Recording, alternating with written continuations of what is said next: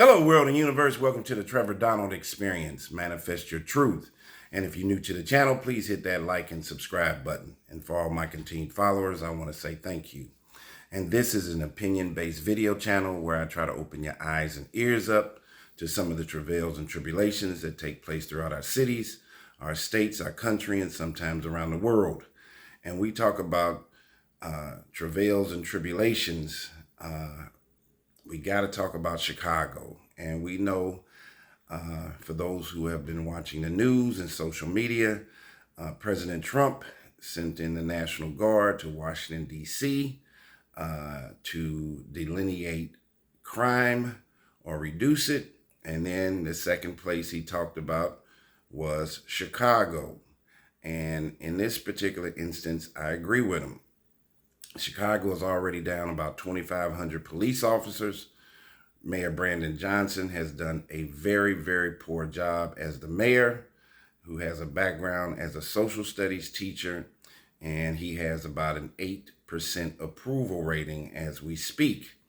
And Governor Pritzker and Mayor Brandon Johnson are against President Trump sending in the National Guard to Chicago. But I think that President Trump should. I don't agree with everything President Trump is doing, but I agree with this one. Chicago has a profound place in my heart. Most of my family lives in Chicago and is from Chicago. And all you have to do is ask the residents that live there. Chicago is a very dangerous place. And defunding the police with organizations like Black Lives Matter, let me tell you, the police are already defunded. Chicago needs 2,500 police officers.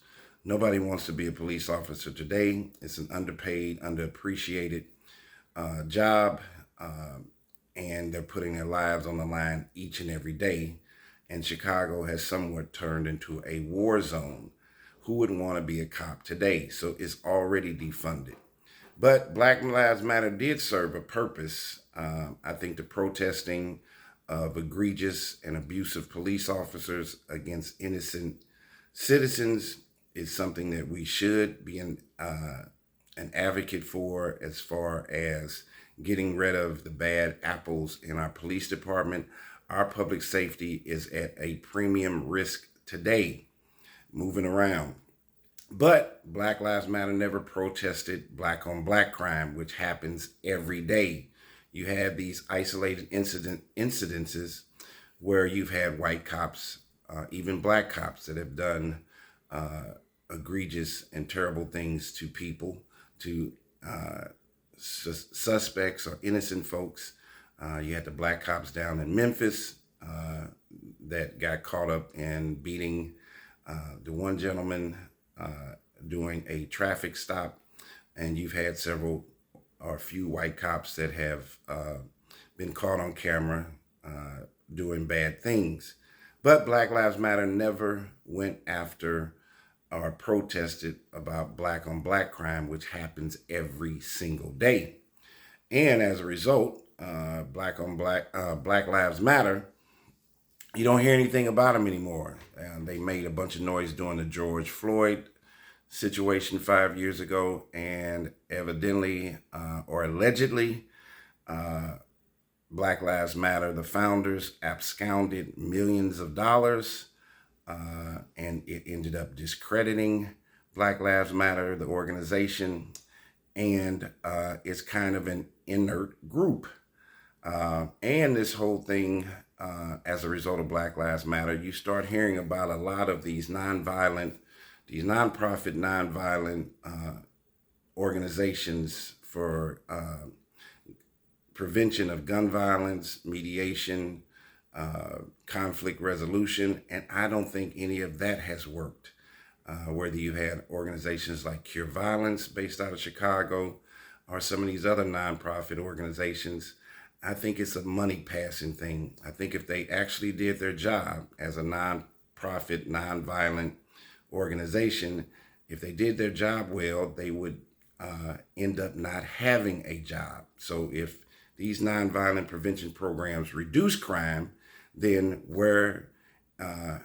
how could they beg our federal government for more money. So if they did actually do their job, these nonviolent prevention programs, and reduce crime, then there would be no need for them. So some of this is a passing of paper.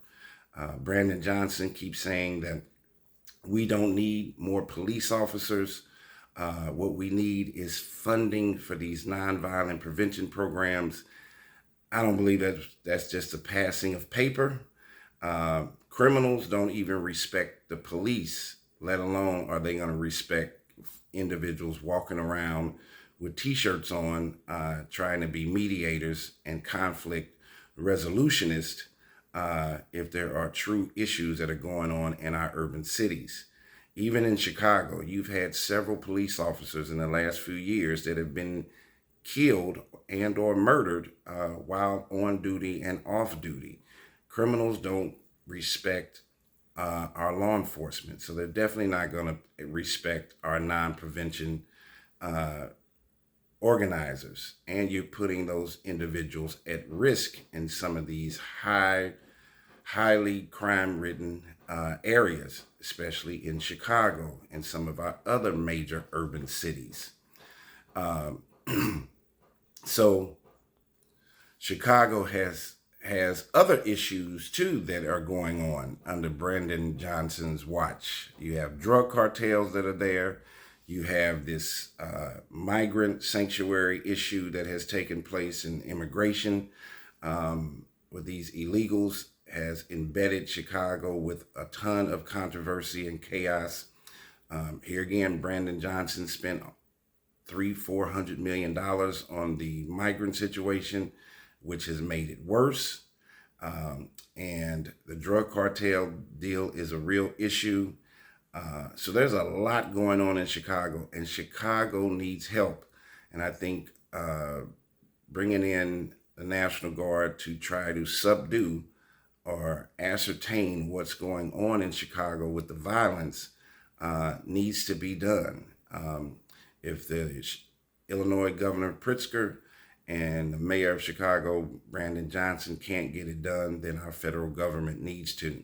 And here's a story that I'm getting ready to tell you about that goes right along with what I'm talking about, that happened just a week or two ago, where 5 Chicago police officers, 2 suspects that were hospitalized after a police shooting, a chase, and a crash on the Southside.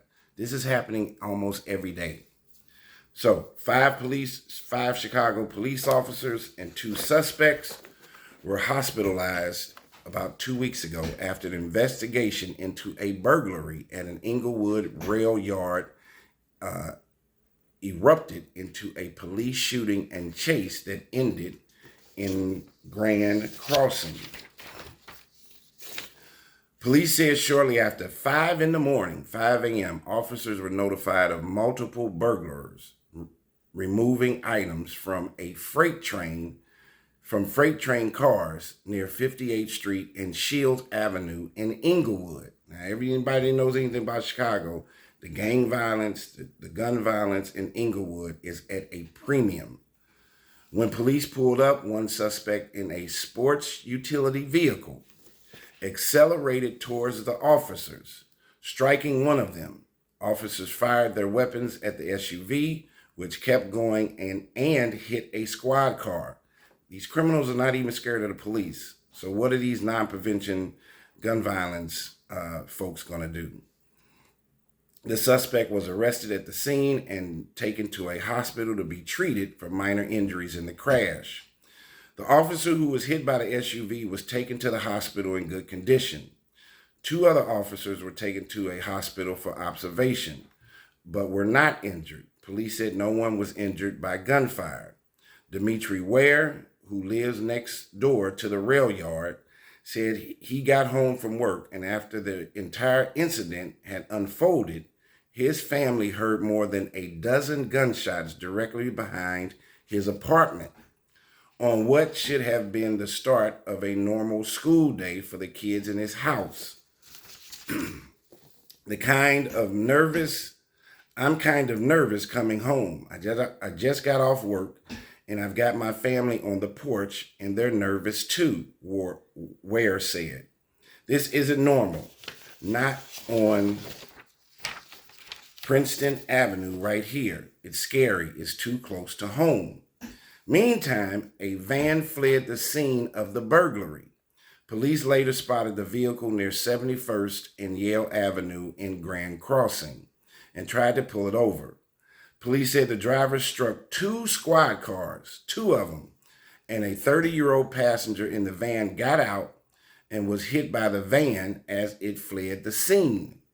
That man was taken to the University of Chicago Medical Center in critical condition. The van was found abandoned a short time later at 75th and State Streets. 2 officers were injured in the crash and were taken to the hospital in good condition.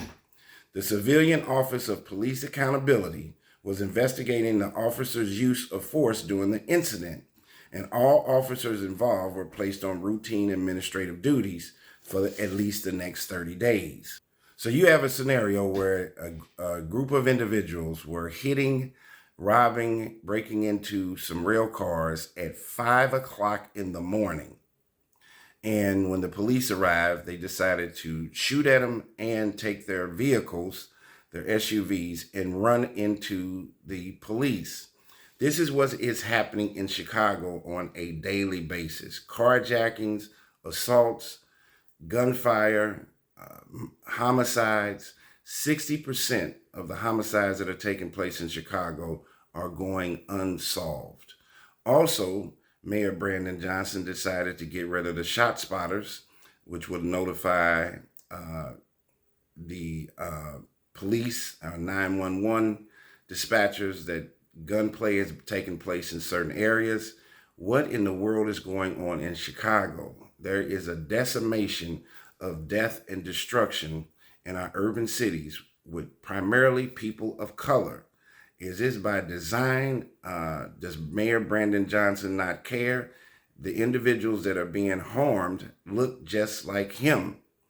Governor Pritzker must be completely oblivious, being in Springfield, Illinois, the capital, and not understanding the amount of crime and harm and horrific scenarios that are taking place and the level of inhumanity on one person to another that's taking place in Chicago. Chicago has turned into a war zone. They need the National Guard there to subdue this violence and figure out some kind of law and order and provide a healthy, safe haven of public safety for the people that are trying to live in Chicago.